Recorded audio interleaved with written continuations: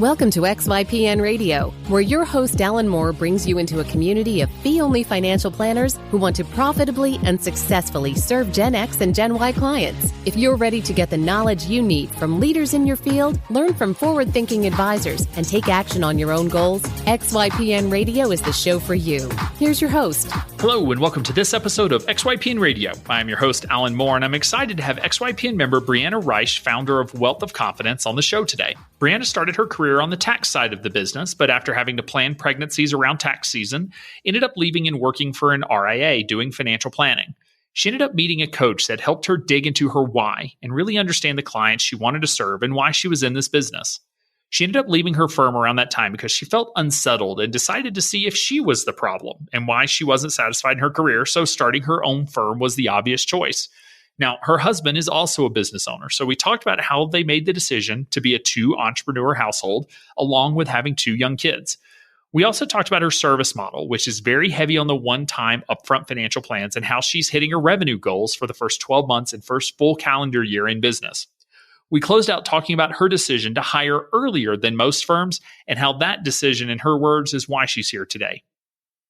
Support for today's episode comes from Orion Advisor Services. Liberate yourself from the back office tedium, slowing your growth with Advisor's easy-to-use, easy-to-scale portfolio management technology platform.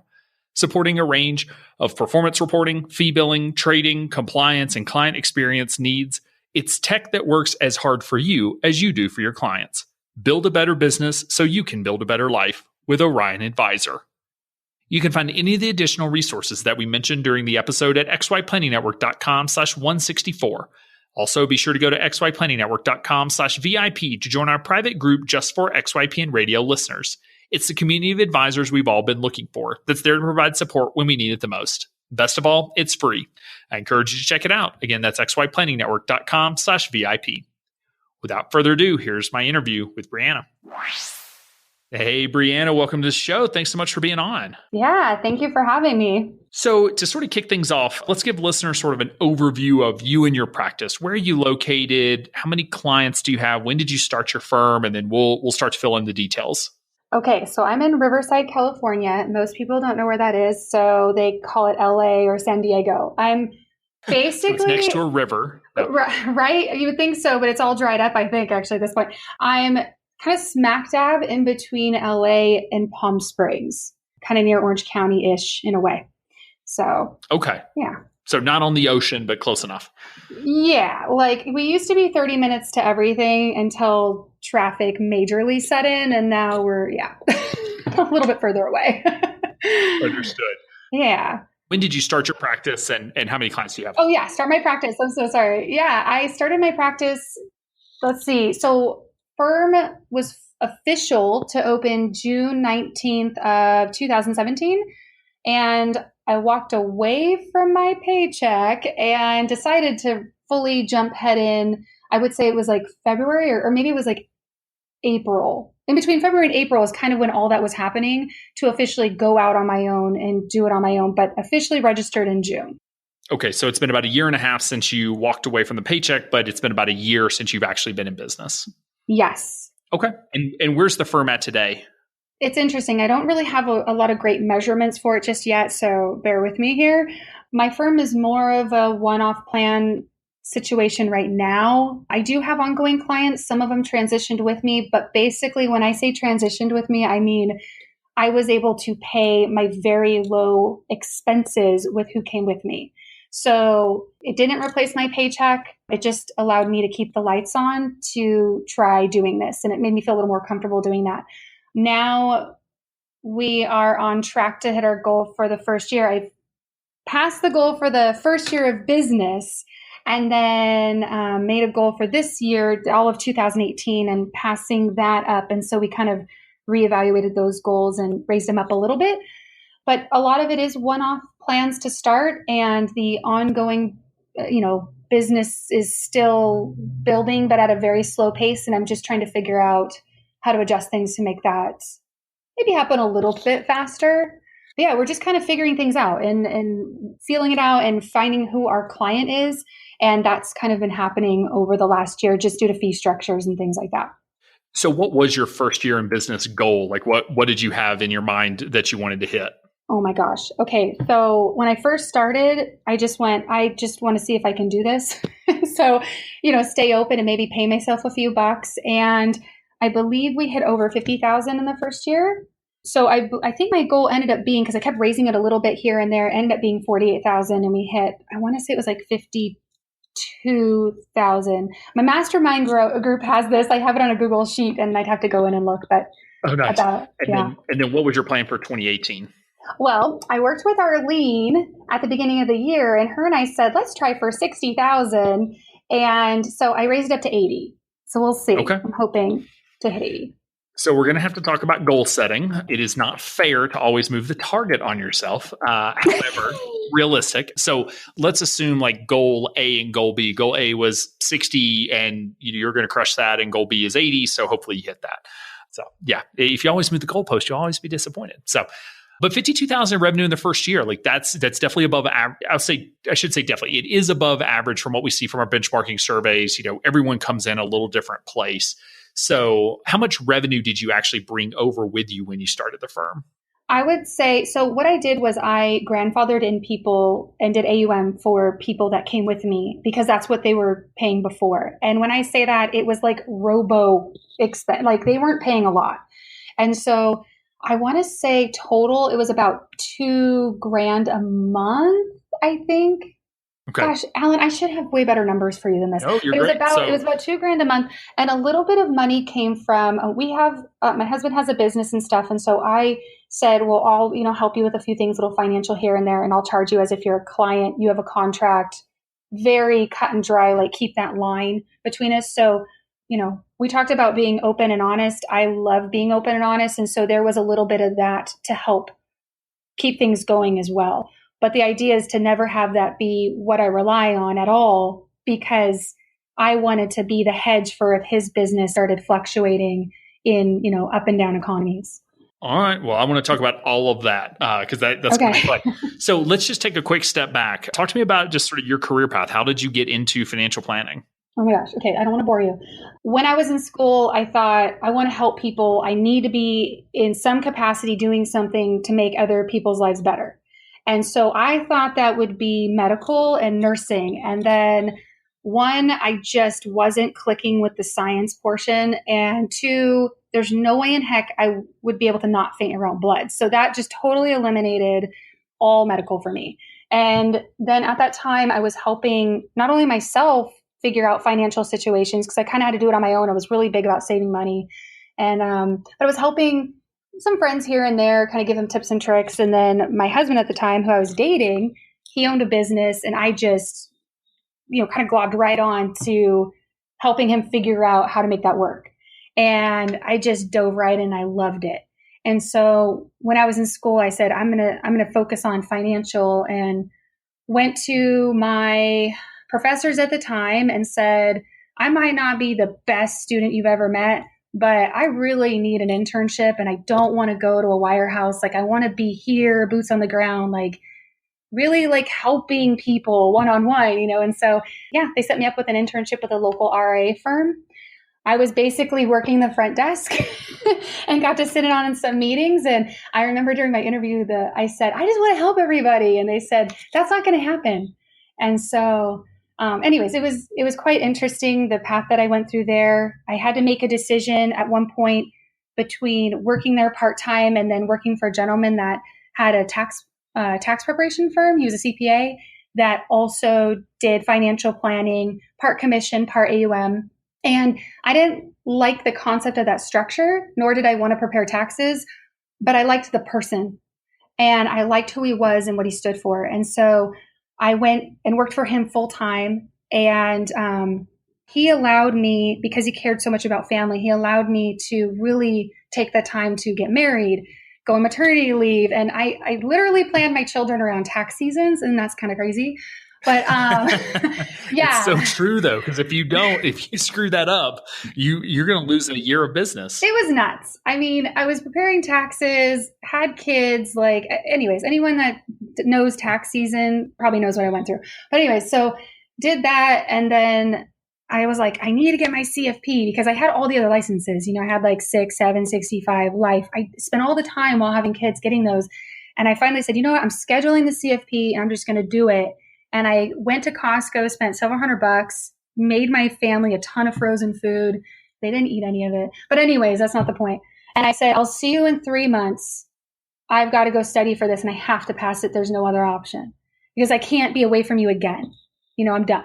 So did that. During that time, I got a job offer from a firm, a big name firm that had a good amount under management. And I liked that they did client experience as the core of their business. And so I wanted to go there to see what that opportunity was like. But it was too far away. But I took the opportunity anyways, because I'm like, no, Breanna, you're going to learn. Like, this is going to be great. And I said, I'm going to take the metro. I'm going to, it's okay. I'll figure it out. And someone local heard I was doing that and said, why would you do that to yourself? You have a family. Come work for us.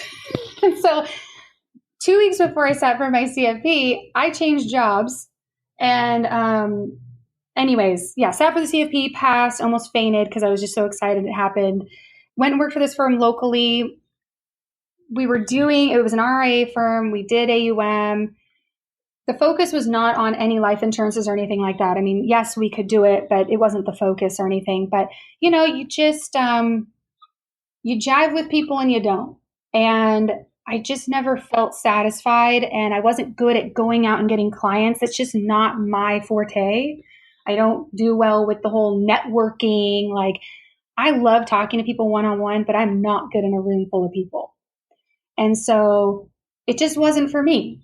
And that was the expectation, was that you would go, produce and sell to individuals. That was the expectation. Well, yeah, I was called a producer. But that, to be fair, I put that on me too. It wasn't just them doing that and saying that. It was me saying, that's how you make the money. I set myself up in the position where I'd get a cut of what I bring in, instead of a salary.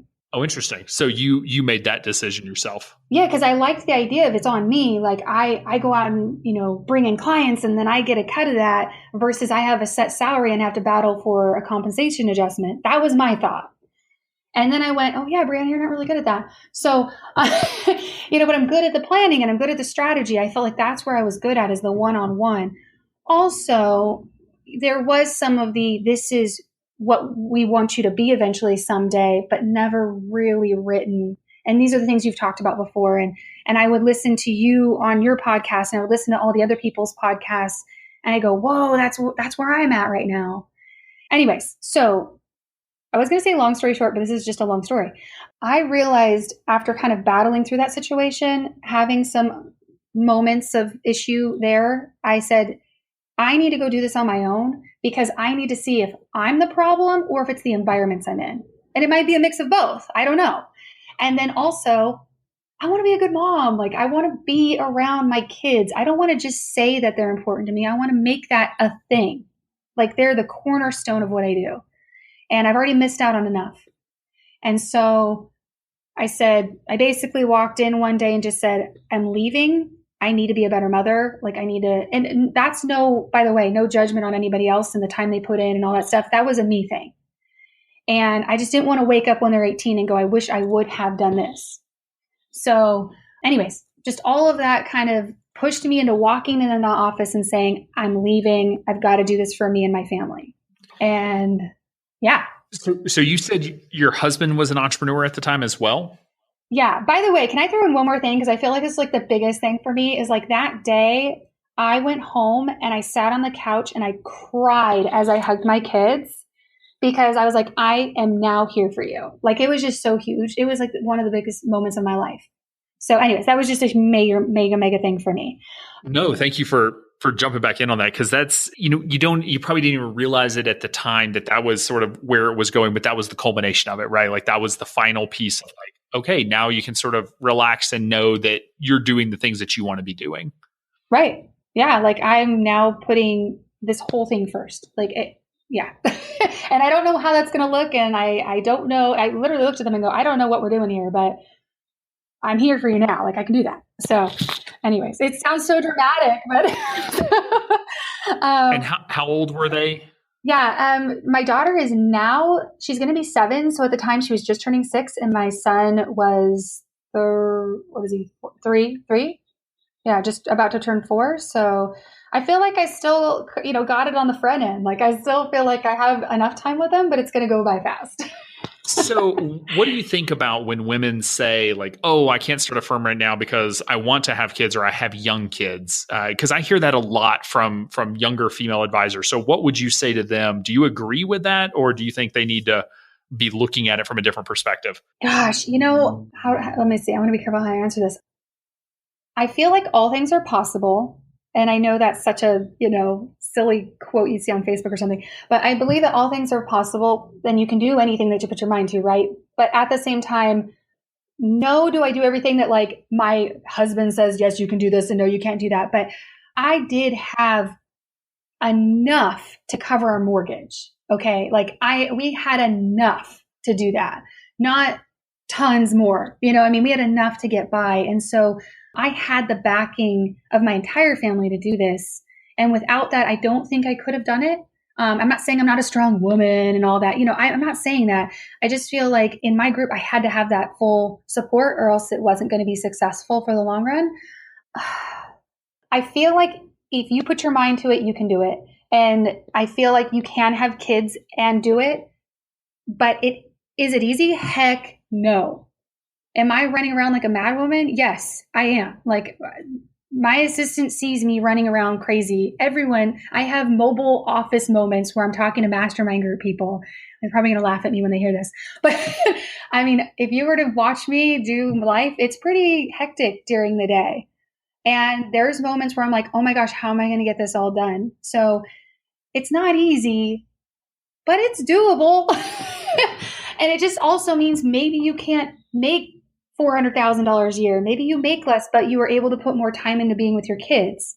So you sacrifice that massive paycheck you were hoping for. So, so I don't know. That's not the perfect answer, but. No, it's your answer. So that makes it perfect. Yeah, it's something that, listeners have heard me talk about it. Maybe they're tired of hearing me say this kind of stuff, but I've never had a dad of young kids tell me they're not going to start a business because they have young kids. But I hear it a lot from moms, and just recognizing that I am by no means saying starting a business is the easy path, but it could be the right path. And don't let kids and the fact that you're female and therefore maybe taking on feel like you're taking on additional responsibilities or additional, childcare burdens or whatnot, that has to stop you. Now you can choose to not start a firm. That's okay. No judgment, but it's also, you're very capable of having a family and also starting a business if you choose.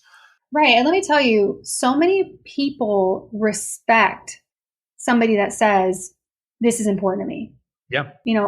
This is going to sound really crazy and this doesn't happen all the time, but my daughter's off on summer right now. And so, today mom dropped the ball on like, oh yeah, where's she going today? Well, she came here and I had a client who's very chill and loves kids come in and sign something. And I said, just let you know, we're running the daycare today, and she was cool with it. And I'm like, honestly, to be honest, if she truly had a problem with that, it doesn't happen all the time. It's a very one-off.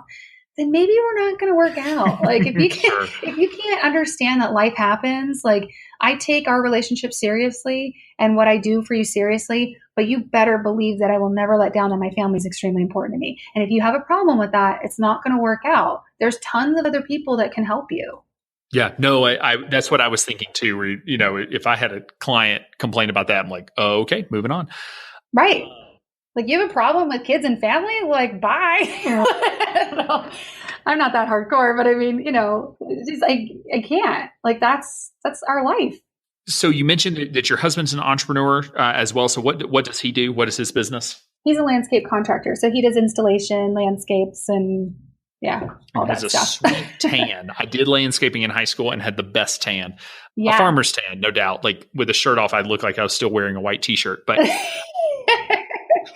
so talk to me about that decision, because it's one thing to have an entrepreneur in the family. It is another thing to have two entrepreneurs in the family. And I'm assuming you based on your experience and qualifications, like you walked away from a pretty healthy, stable income or what could have been, or you could have gone off and gotten a job with a pretty good stable income.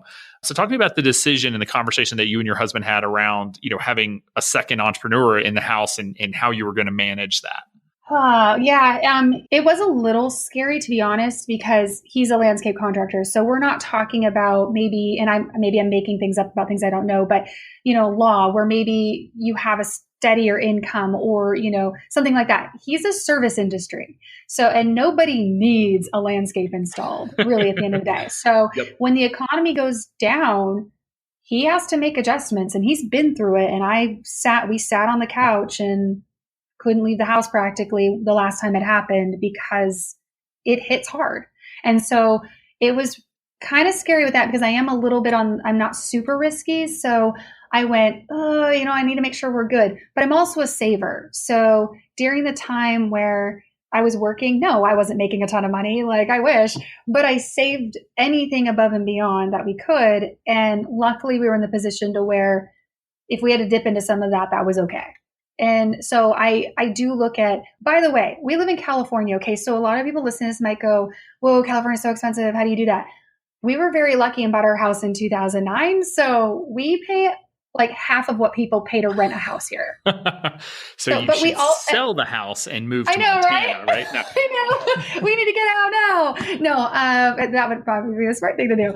But we live very frugally compared to what some of the people around us live. Granted, my husband has a very expensive hobby. So if you could kind of put that into play, like, I don't know. Anyways, it all balances out, right? But that hobby could go. So our basic needs are not extremely high. So I just want to put that out there. I know California gets the expensive rap. We don't live that way. We're in Riverside, not LA, Orange County. Anyways, so I just made sure that we could afford it. Like, how long can I go by without getting a paycheck? And it is scary. Like, I keep thinking I need to start really paying myself so that I need to set myself up to the point to where if things start pulling back and people stop spending money on their stuff, we have room and options to get by for a while. And he also thinks about that within his own business as well. So you have that portion of it too. He plans for what he would do in his business. I plan for what I need to do with mine to make that work. So I don't know. We're always talking about it. Yeah. I mean, I feel like so many times entrepreneurs, especially if there's, two entrepreneurs married to each other, or you've just been in an entrepreneurial relationship long enough that, many times I feel like it's not an actual conversation, like as much so as it is when neither party has ever been a part of entrepreneurship, and just say it feels less risky in a way. But one of the things you said in there was that you knew how long you could go without paying yourself. So what was your runway? Did you have 6 months, 12 months, 10 years? I would say it was like, no. If only, right? I would say comfortability wise, it was 6 months. And granted, we did also have, not that we recommend anybody pull out their IRA, but we also had money saved in an IRA. In his company, we have an emergency fund in his company as well. So it's like, we had options. I would say personally, we had about 6 months. Okay. But overall, we had options. Like we have business equipment that could be sold. I mean, we did have that there to wiggle a little.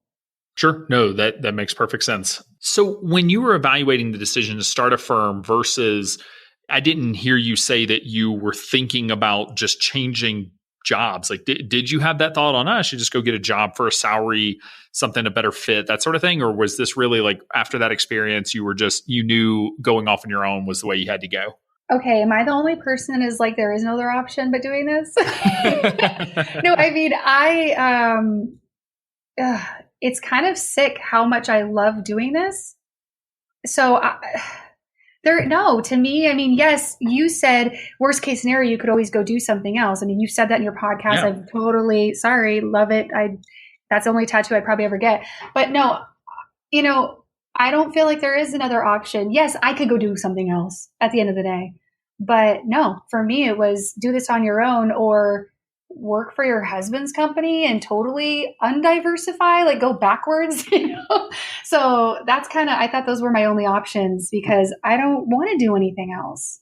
I love this. And I don't want to work for anybody else either, because I felt like I was just constantly, I had to just, like I said, I had to figure out if it was me. And so I felt like working for somebody else was just going to put me in the same exact position that I've, felt I was in already. So yeah, I totally agree. That was sort of my experience, and I'll say that come to find out, it was me that was just a terrible employee.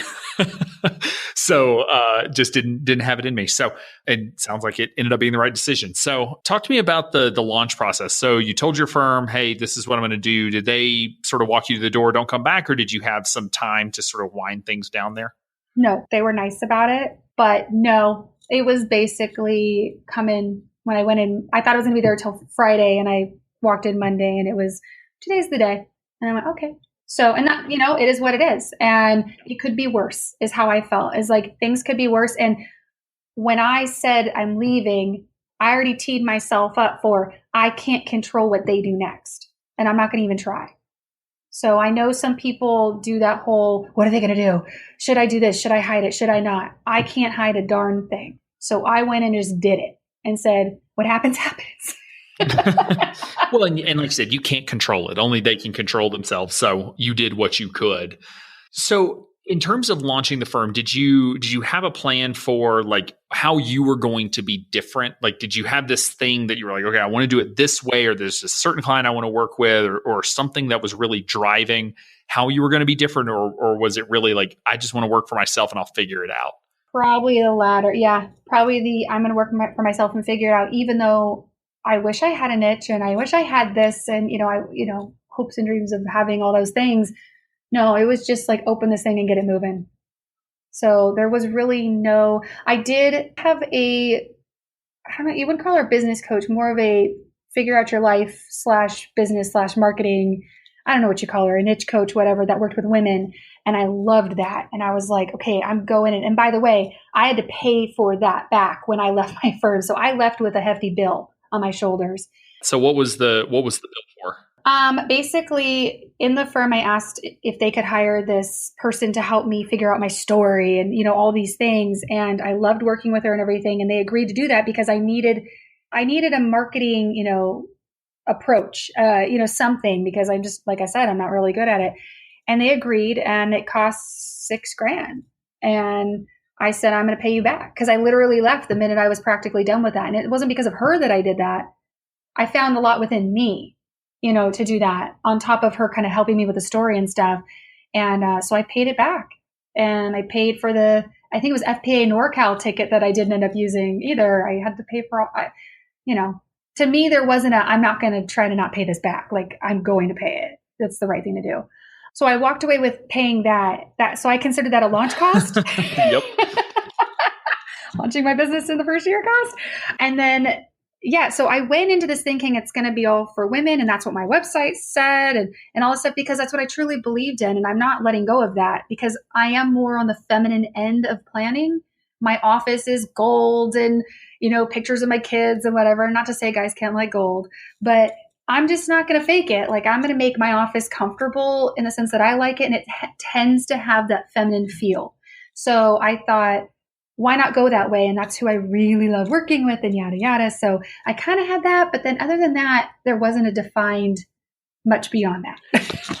So just to take a step back, the lady that you said you worked with at your firm, can you tell me more about like what that process, and if you can tell us who she was, and just does she normally just work with financial advisors, but just sort of what that was like? Because that sounds really interesting. Yeah. So now I'm nervous to say who it is, not because I don't love her, but because I already said her pricing. So let's take that pricing with a grain of salt, everybody, because I don't know if she really wants that just blasted out there to the universe. And it may have doubled by now. So just a caveat, she may have raised her rates.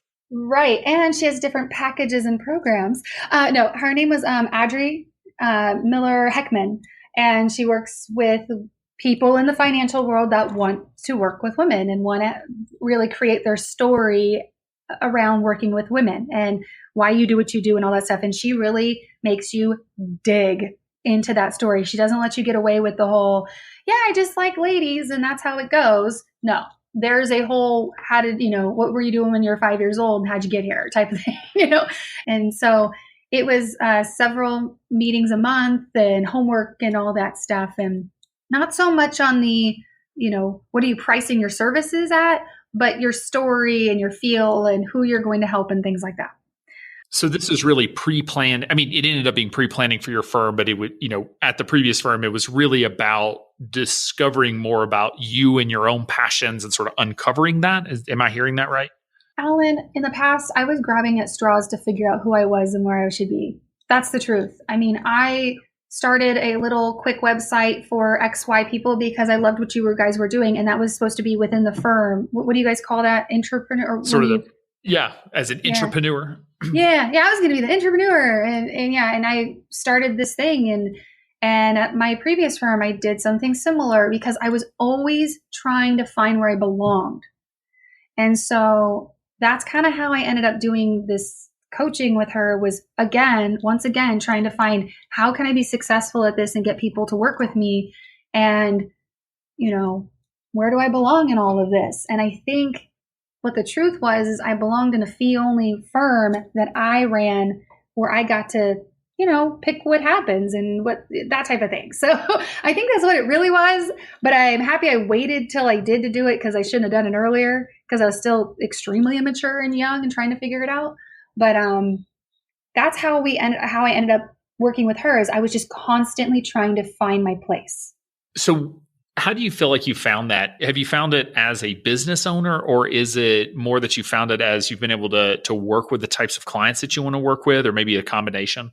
Well, going the fee only route was really one of the biggest things for me. And just because I was always struggling with, hey, Alan, you just had a baby. You really do need term insurance. And yes, I'm going to lose money on all the time I'm going to spend putting into this contract. But I still feel like, because there's a commission attached, there's a wall here. Like, I don't feel comfortable telling you need this. Like, I was the worst.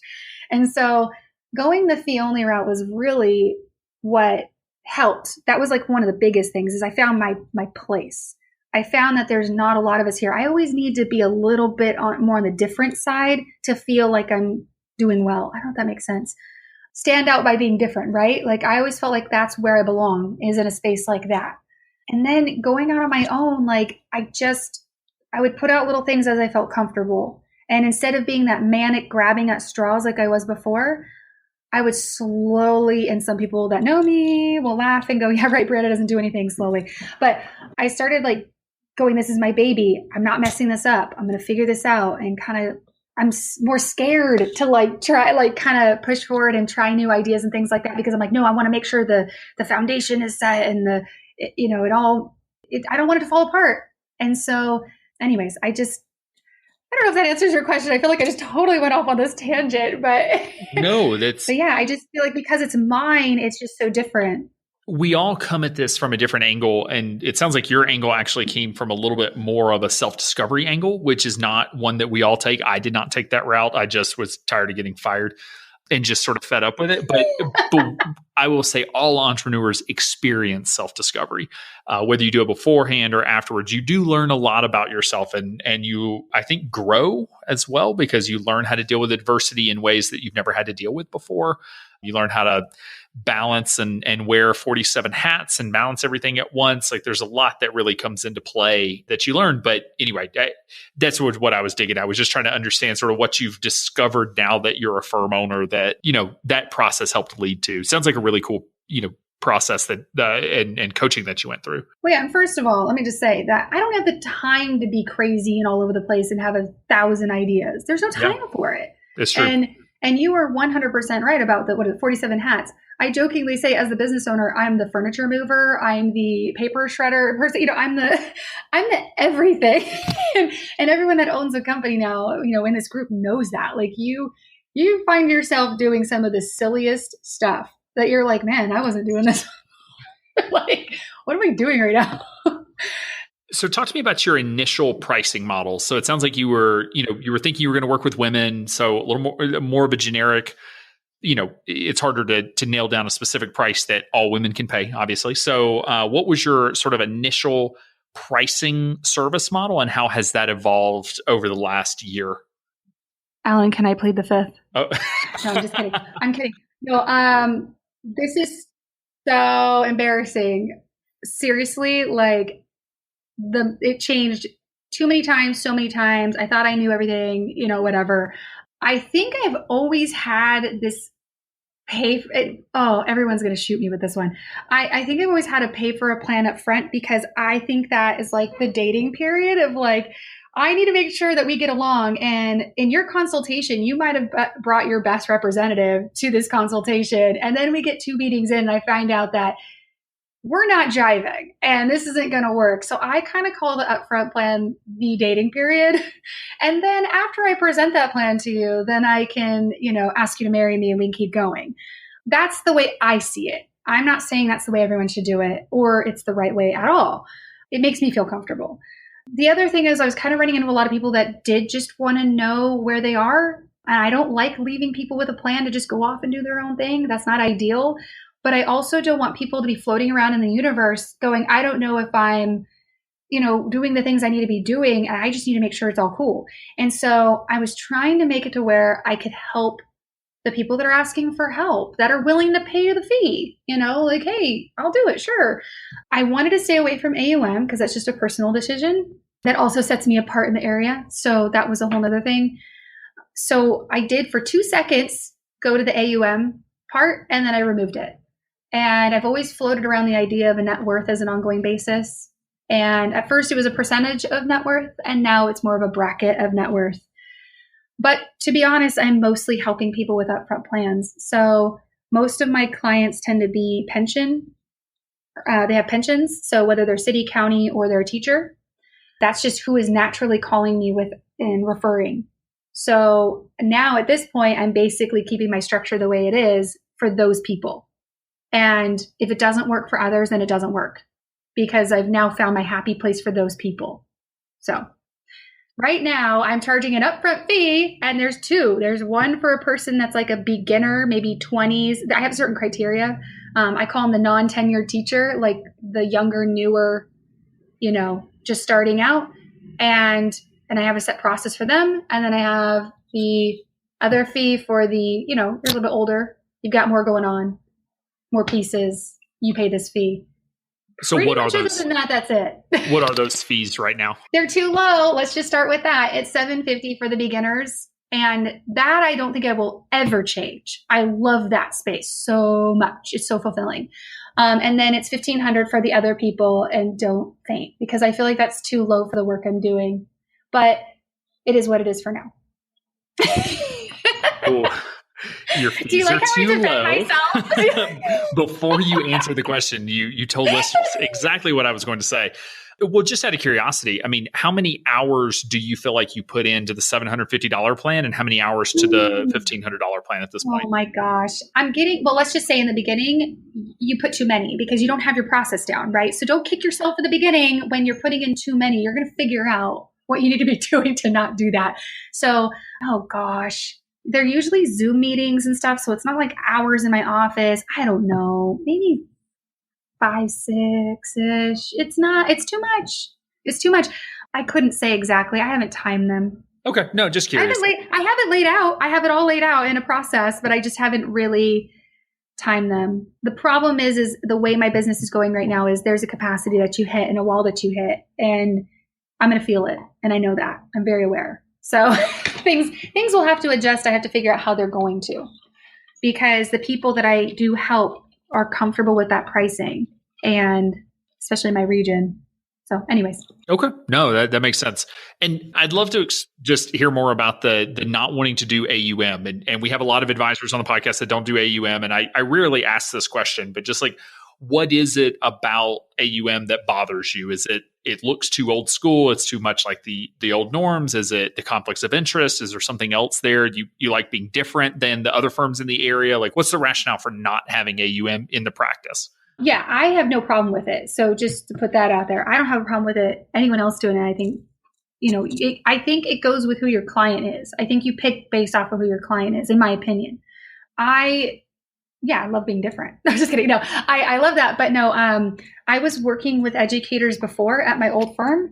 And so, for example, my ideal client, if I were to have a machine where I could clone them, is, one of them is an educator. I say she, that's the worst, but in all of the ones that I have right now, that is the case. She has a pension. She is the 403B. Sometimes she has the 457 if we get her to do that as well. And then the husband right now, because that's the client I have, has the 401k. He's been stashing money in there. They either have a rental home from before, they inherited one, something like that. So there's all these pieces, right? And I can't directly manage her money. I can't directly manage her pension. So how the heck am I going to give her the right amount of work for that type of client? I can't, because it's all under a system that I can't manage if I'm doing AUM.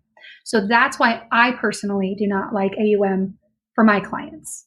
But again, I think it's a client type of situation. And so that's why right now, majority of my clients have pensions, but they need help.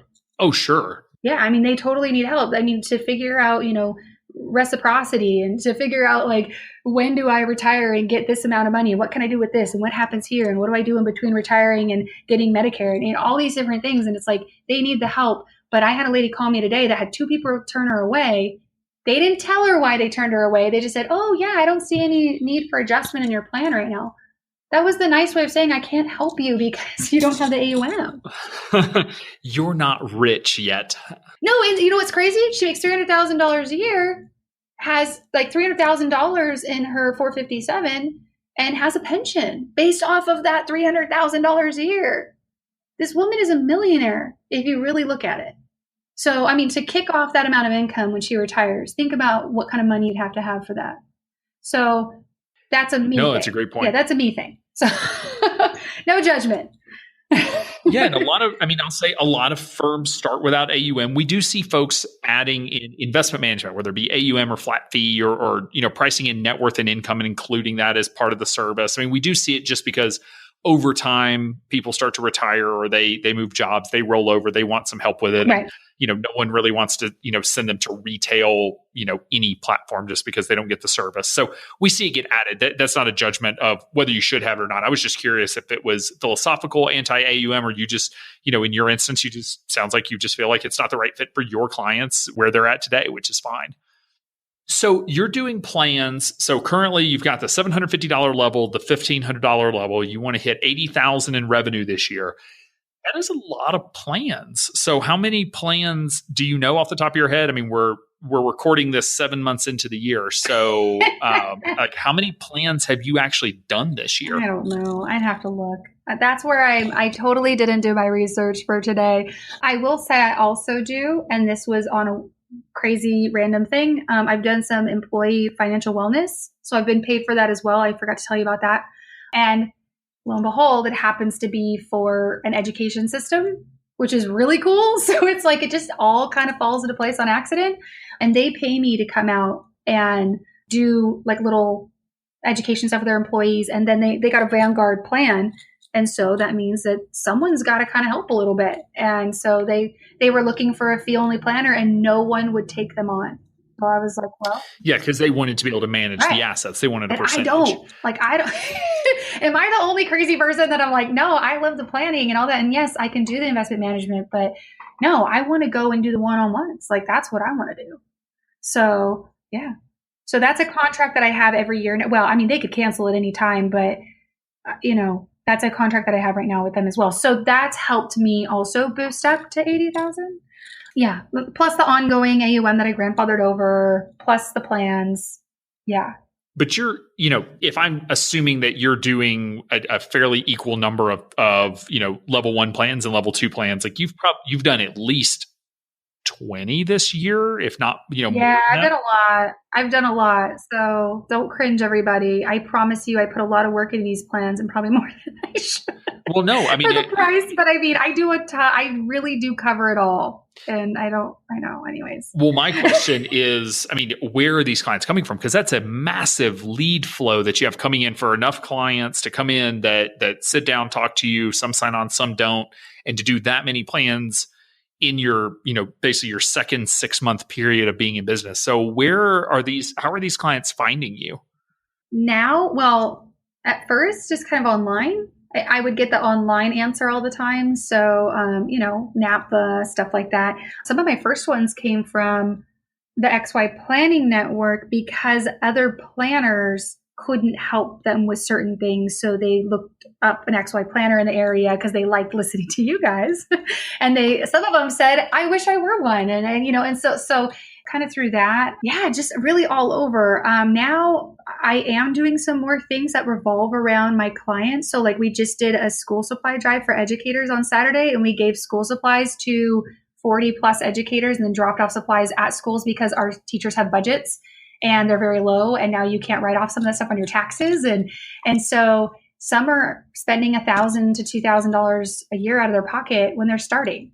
And so my name is now just kind of getting out there a little bit with that. So just kind of now word of mouth and just being a part of all of these networks like the NAPFA and XY. And so you are seeing clients from XY's website and from NAPFA's website, that sort of thing? My clientele, the younger ones usually come from XY because they heard a podcast that mentioned XY that led them down, so they kind of go down that path. Or in the beginning, it was my mom needs somebody. I'm on the East Coast. My mom needs somebody on the West Coast. I went on to XY because I've heard of it. So so it's kind of the kids finding the parents somebody.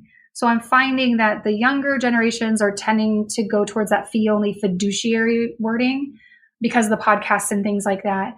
NAPFA, like I said, is also, I don't get a lot of referrals like via direct NAPFA, but they, it comes up because they have good SEO and, it comes up. And I just don't have the same minimums as others in the area. I don't know. So I go as far as asking where they come from. I kind of leave it at that. I'm also on the 403 BY's website. So I've had a couple calls from that because they do work with educators. Yeah. That's kind of how that's just a ridiculous flow. Like, I don't care if you were doing it free, like to have that many clients coming in, particularly in the second half of your first year of business, like just have that many clients. I'm not really thinking revenue. I'm just thinking the number of plans that you're doing, the number of people that are paying you, whether you're undercharging or not, it's still a substantial amount of money. Many listeners on this call haven't paid, or on this podcast haven't paid $1,500 for a financial plan. So it's a substantial amount of money. And so, to have that many people willing to come in. So, well, nobody be jealous of these numbers because we're talking about, and I know you said no matter what the cost is of the plan, but we're talking about a $1,500 plan. I am at times working kind of crazy. It is a little crazy, but I am also able to somehow, I drop off my kids. I pick them up from school during the summer. I've been able to go do the camping trips and so I've been able to figure that out, but we've had to create a pretty tight process, which we figured out now from hiring somebody, by the way, because that's what we were talking about some a little bit too, but from hiring somebody that has helped me create a process to where I can do more of them at this level. Yet I do want to start paying myself maybe a normal wage. So I do need to figure out something. Yeah. Yeah. So, and that was going to be my next question was, you hired an assistant earlier, I would say, than many do from a timing as well as just from a revenue standpoint. Many folks want to hit 100,000 before they hire their first person or whatever the number is that they have in their head. But, you've hired a little earlier. Is your assistant full-time or is that a part-time? She's supposed to be part-time. Supposed to be. But 2 weeks since she became full-time, I'm telling you, the chaos over here. No, Alan, I went without making a paycheck. So why not keep that going, right? No, I'm just kidding. That's the worst thing to think about. But basically, I knew I needed to do something because I was stressed, kind of feeling like I can't get this done. I can't keep my prices the way they are. I can't keep helping these people in the way I'm doing. I can't. And also I can't then also be there for my family. I just couldn't. Something was wrong. I wasn't able to get my processes cleared up. I wasn't able to do the things I've been wanting to do for people.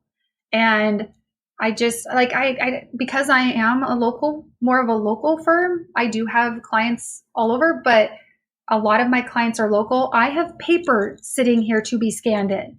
So I'm spending a day scanning in paperwork, and I need to get a plan done, or I need to, so I was kind of losing my mind and thinking there's no other way but to do this. And then, so basically my husband and I were going to share an assistant because he has a business. I have a business. We both could use help. And he has like 7, 8 employees, but he doesn't have anybody in the office, which is my house, by the way. That's where his office is. So I have my own office because I couldn't be around that.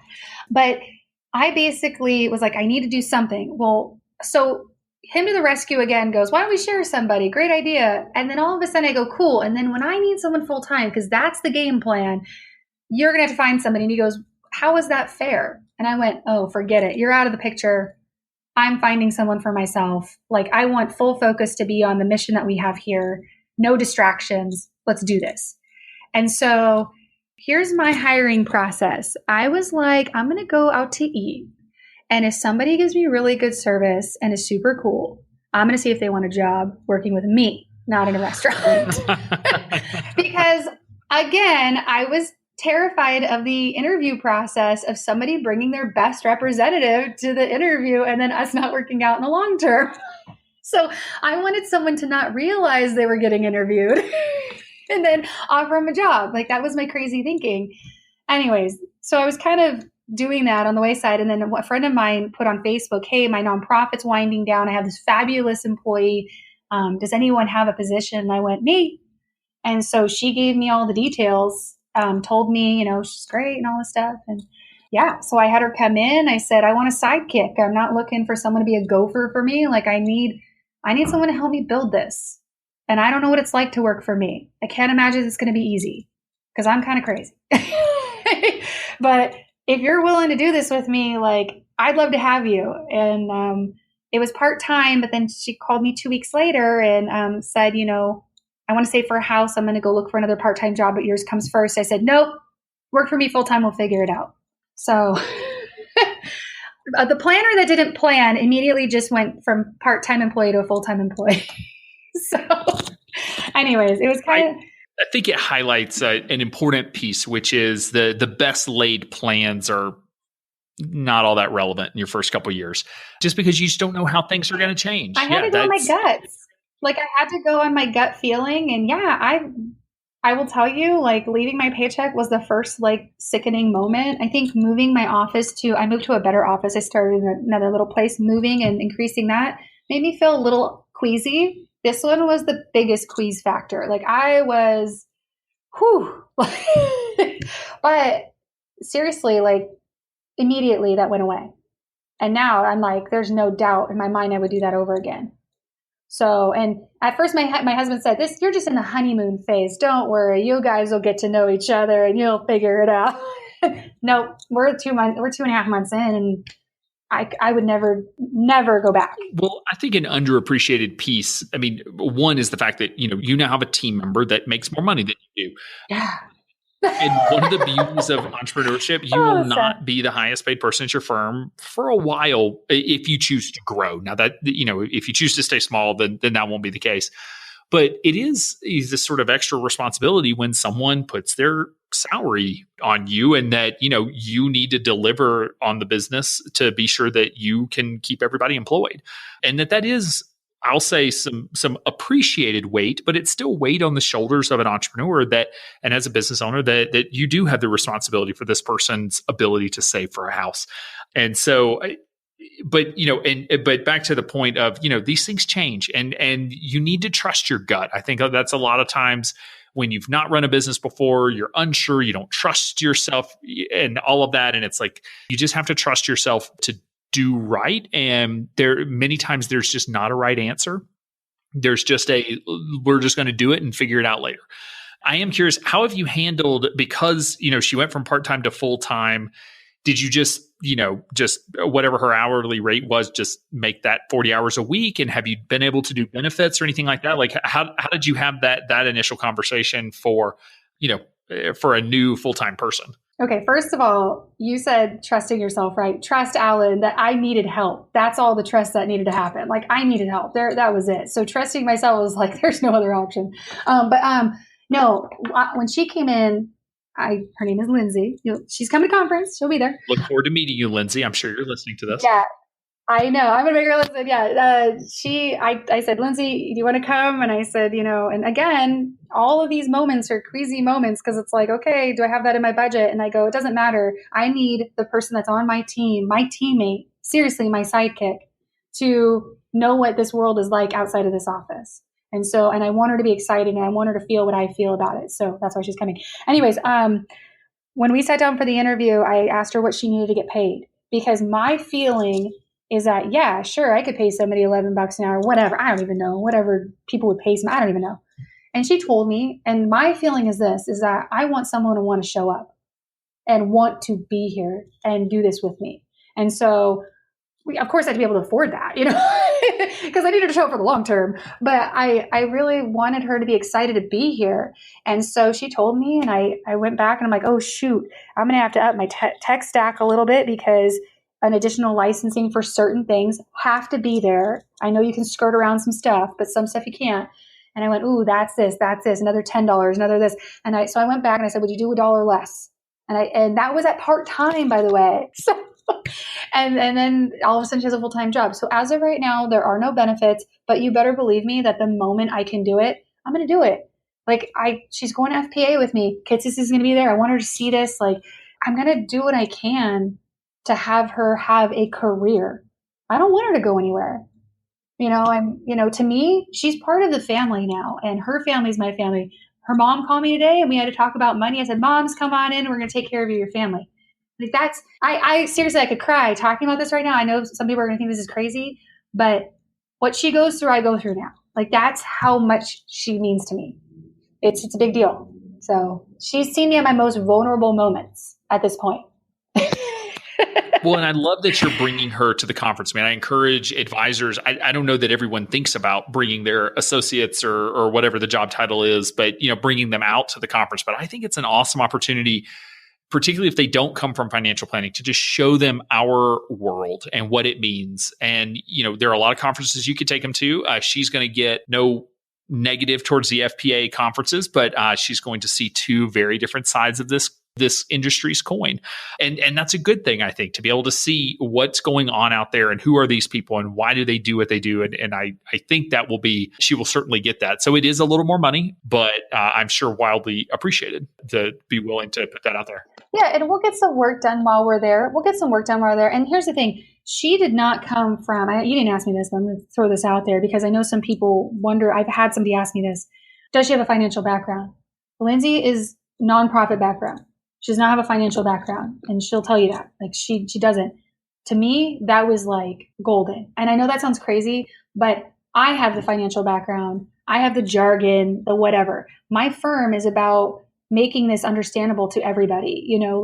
I don't want anyone to walk out of here feeling like we talked over their head, or that they didn't get something, or that they needed to write it down and look up later. That was a huge thing for me. I watched people do that in my old firms, was write this down, check it out later.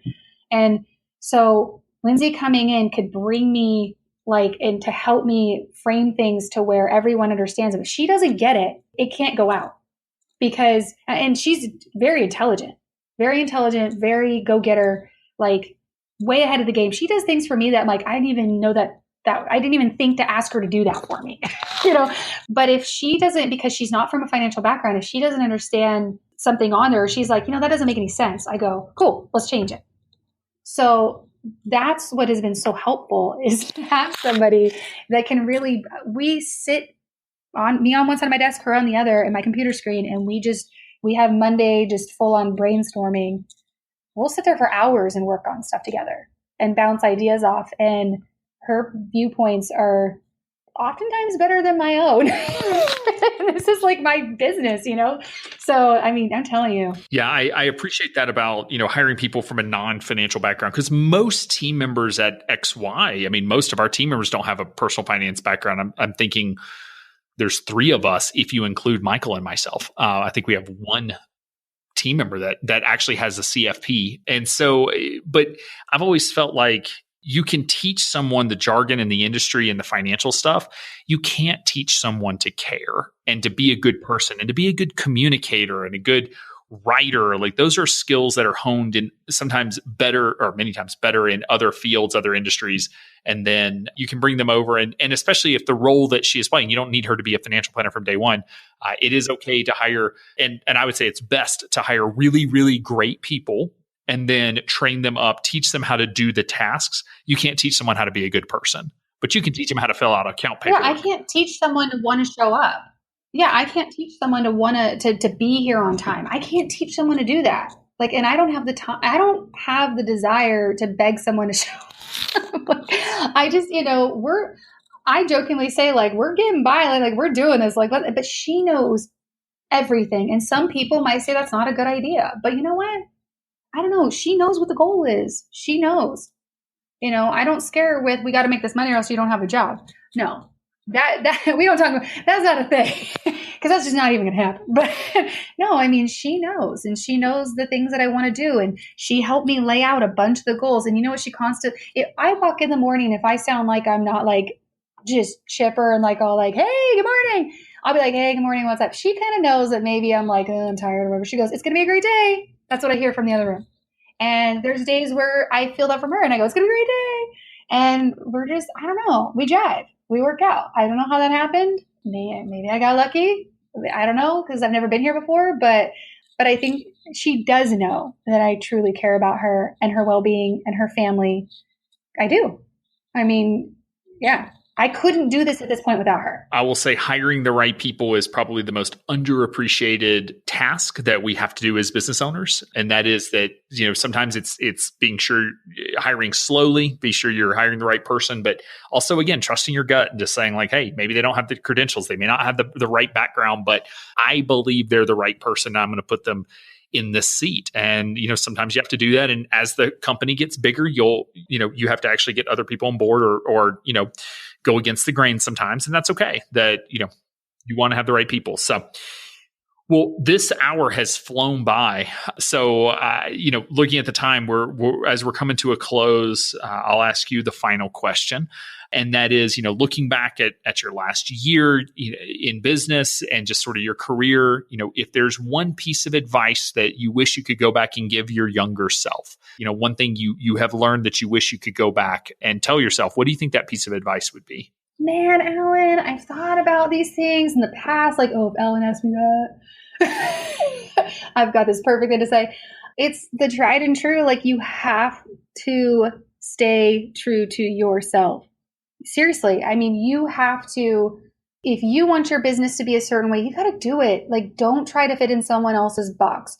Don't try to, do exactly what everyone else is doing, because that's what's working for them. Like, you have to do what works for you and what makes your heart feel good. And your vision of success can be completely different as someone else's. And you can be just brilliant at those things. You can shine and you can do so much better. And anyways, I don't know. I mean, you can have the family, you can truly have what you want, but you have to stay true to yourself. Decorate your office the way you want to do it, call your business what you want to do. A wealth of confidence. Like, I have some people look at me and they go, what? And I go, yeah, you know what? If you don't like it, then I'm not your firm, So you've got to stay true to that and take it a day at a time. All those normal sayings, all those ones, they're so true. They're all so true. Sayings for a reason. Yeah, they've been around for a while because they're legit. It can feel cliche to say some of that stuff, but it really is true though. Like, it's how these things work, and they're, like I said, there's a reason they're saying something. Oh, one more. I think everyone that in XY that has been there since I've been there and everything, I have no shame in asking people questions. So that's a whole nother thing, is just removing the fear of asking for help and asking people questions and just putting yourself out there. And it's okay if you look like an idiot or whatever. I mean, who cares? The only way you're going to find out is by asking and learning and testing things out. So that's a whole nother thing. It's just go for it. Like, ask for help. I love it. Well, thank you so much for taking the time to be on the show and sharing your first year in business and how it's gone. And I look forward to seeing you and meeting your associate at the conference. So thank you so much. Yeah, I'm looking forward to it. Thank you. Support for today's episode comes to you from Orion Advisor Services. Simplify the complexities of running an advisory business with the industry's most integrated portfolio management technology platform. Built to reflect your needs, customized to achieve your goals, and delivered with the support you need to be successful. Get back to the business of serving your clients with technology that works for you. Learn more at orionadvisor.com. You're not alone, and you're not crazy. It's scary starting, building, and growing your own financial planning firm. And that's why we put together a free private community just for you, the Cutting Edge Financial Planner. Go to xyplanningnetwork.com/VIP or text XYPN Radio to 33344 and join a network of thousands ready to change the lives of Gen X and Gen Y clients.